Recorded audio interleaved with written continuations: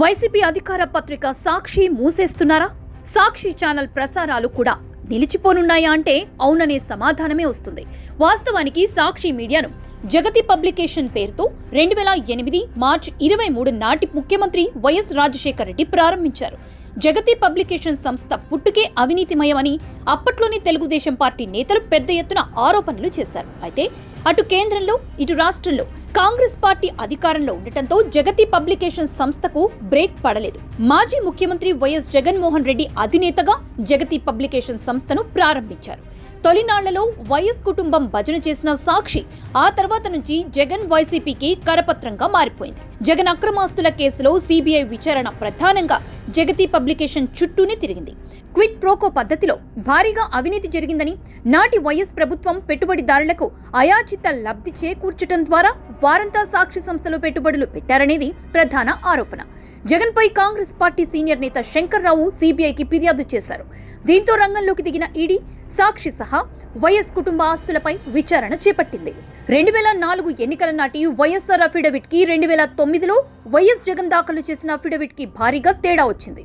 జగన్ తన తండ్రి వైఎస్ రాజశేఖర రెడ్డి పదవిని అడ్డం పెట్టుకుని భారీగా అక్రమార్జన చేసినట్లు టీడీపీ నేతలు ఫిర్యాదు చేశారు. దీంతో రంగంలోకి దిగిన సిబిఐ ఈ కేసులో 3 రోజుల పాటు జగన్ ని విచారించి చివరికి అరెస్టు చేసింది. ఇదే సమయంలో ఈడీ కూడా సాక్షి సంస్థలో అక్రమ పెట్టుబడులున్నట్లు గుర్తించింది.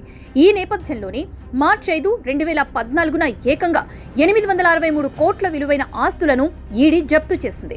జగన్ కు చెందిన కార్మెల్ సంస్థతో పాటు జగతి పబ్లికేషన్స్ ఆస్తులను కూడా ఈడీ జప్తు చేసింది. అలాగే క్విడ్ ప్రోకో కేసులో భాగంగా ప్రముఖ పారిశ్రామికవేత్త నిమ్మగడ్డ ప్రసాద్ ఆస్తులను కూడా ఈడీ జప్తు చేసింది. ఈడీ జప్తు చేసిన ఆస్తుల్లో జగన్ కు చెందిన ఇందిరా టెలివిజన్ 100 కోట్ల షేర్లున్నాయి. జగతి పబ్లికేషన్స్ కు చెందిన 366 కోట్ల ఆస్తులు కూడా ఉన్నాయి. 11 కోట్ల విలువ చేసే జగన్ వ్యక్తిగత ఆస్తులను జప్తు చేసింది. సండూరు పవర్లోని 57 కోట్ల జగన్ వాటాను కూడా ఈడీ జప్తు చేసింది. ఇక జగతి పబ్లికేషన్స్ లో క్విడ్ ప్రోకో జరిగినట్లు గుర్తించిన ఈడీ వైఎస్ జగన్ సతీమణి భారతిని కూడా నిందితురాలిగా చేరుస్తూ సిబిఐ ప్రత్యేక కోర్టులో ఈడీ ఛార్జ్ షీట్ దాఖలు చేసింది. వాస్తవానికి అక్రమాస్తుల కేసులో భారతి పేరును సిబిఐ తన ఛార్జ్ షీట్లో చేరుస్తుందని అంతా భావించారు.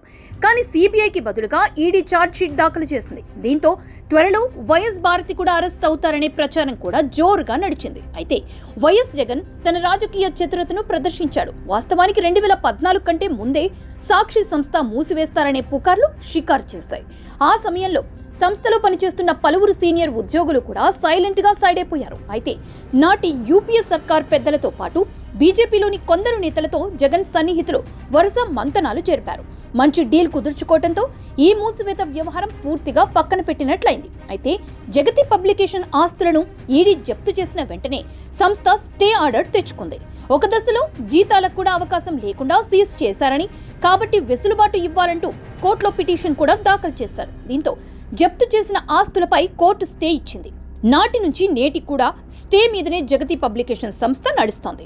2012 నుంచి 2019 వరకు ప్రతి శుక్రవారం కోర్టు వాయిదాలకు హాజరైన జగన్ 2019లో ముఖ్యమంత్రి అయిన తర్వాత వాయిదాలకు హాజరు కాకుండా మినహాయింపు తెచ్చుకున్నారు. అలాగే బీజేపీలోని కొందరు వైసీపీతో లాలూచీ పడడంతో అక్రమాస్తుల కేసు విచారణ ముందుకు సాగలేదు. అయితే నాటి ఎంపీ, ప్రస్తుత అసెంబ్లీ డిప్యూటీ స్పీకర్ రఘురామకృష్ణరాజు ఫిర్యాదుతో ఈ కేసు విచారణ మరోసారి ముందుకు కదిలింది. అక్రమాస్తుల కేసులో రోజువారీ విచారణ జరిపించాలని కోర్టులో రఘురామ పిటిషన్ దాఖలు చేశారు. దీంతో జగతి పబ్లికేషన్స్ పై ఉన్న స్టే వ్యవహారం మరోసారి బయటకొచ్చింది. దీనిపై దృష్టి పెట్టిన ఈడీ, సిబిఐ అధికారులు కేసు విచారణలో భాగంగా త్వరలో సాక్షి పత్రిక ఛానల్ను సీజ్ చేయాలని భావిస్తున్నట్లు తెలుస్తోంది. సాధ్యమైనంత త్వరలోనే ఈ దిశగా చర్యలు ఉంటాయంటున్నారు ఈడీ అధికారులు. ఈ విషయం ముందుగానే గుర్తించిన సంస్థలోని కొందరు ఉద్యోగులు నెమ్మదిగా తప్పుకుంటున్నట్లు తెలుస్తోంది.